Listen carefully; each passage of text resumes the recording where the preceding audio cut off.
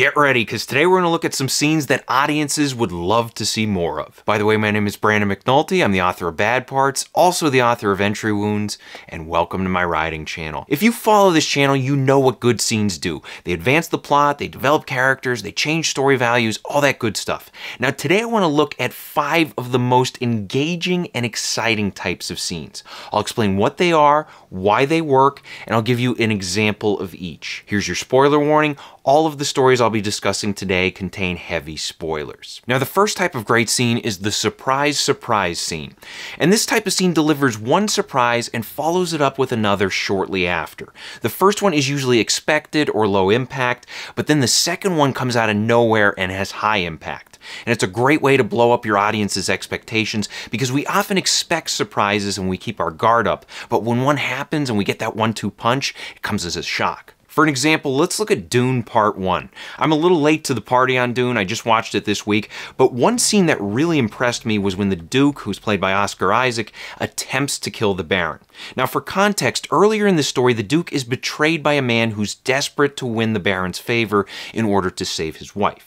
Though it's a betrayal, the man offers the Duke a special tooth that can be bitten in order to create a poison cloud. Once the Baron captures the Duke, we get a critical scene where the betrayer asks for his wife to be returned to him. That's when we get our first surprise. I said I'd set her free. That you could join her.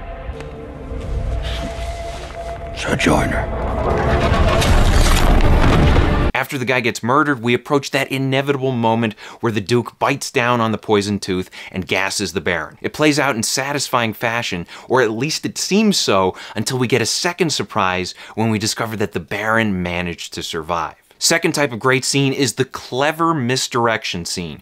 And this is when a character faces conflict and there is a seemingly obvious course of action that needs to be taken. But instead, the character comes up with a clever and better solution. And it makes the character look smart, it impresses the audience, and it can have an intense story impact. For an example, let's look at Gran Torino.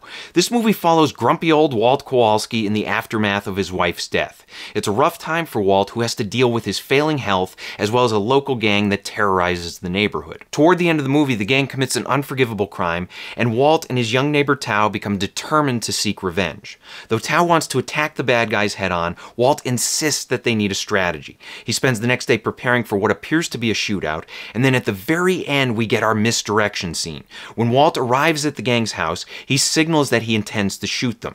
We're led to believe that he'll start firing, and he quickly removes his hand from his jacket. The gangsters think it's a weapon, and they shoot him dead on the spot. Then shortly after, it's revealed that he had no weapon on him, only a cigarette lighter. And Walt's clever move sends the gang to jail for murder, and it brings peace to his neighborhood. Third type of great scene is the gradual reveal scene.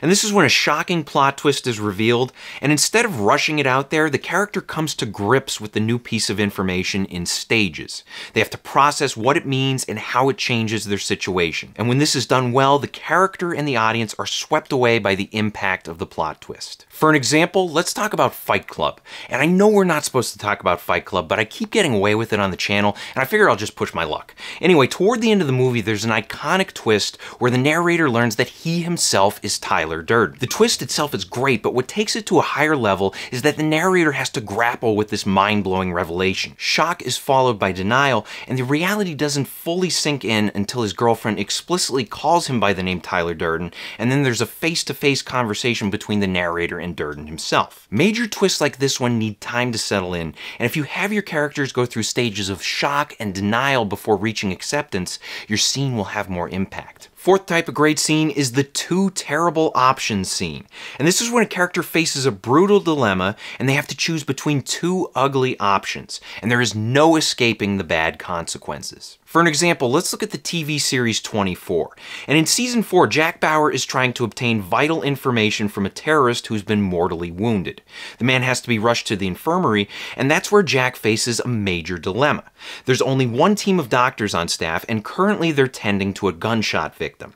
That victim, Paul Rains, is the ex-husband of Jack's girlfriend, Audrey. Paul is an innocent man, a genuinely good guy, and on top of that, he got shot while protecting Jack. Now, when Jack demands that the doctors characters keep the terrorist alive, they say that the only way they can do so is by abandoning Paul and letting him die. In other words, Jack has to choose between saving an innocent man who he owes his life to and saving a terrorist with vital information that could potentially protect millions. Ultimately, Jack decides to save the terrorist, and he holds the medical team at gunpoint while Audrey begs him to stop. Paul dies shortly after, and Jack faces harsh personal consequences as a result. And the fifth type of great scene is the third option scene. This is when you present a dilemma with two bad options, and then the character creates a third option that solves the problem. And this is a great way to have characters show off their smarts, their skills, their resourcefulness, and it allows the story to continue along with rejuvenated energy. For an example, let's look at the bridge scene from Spider-Man 1. And this is not my favorite example, but it's a popular one that most people are familiar with. Toward the end of the movie, the Green Goblin captures Mary Jane as well as a train full of kids. He then forces Spider-Man to choose between saving one or the other, essentially making him choose between his superhero values and his Peter Parker values. Now, rather than selecting either of these, Spider-Man takes the third option, which is to save both.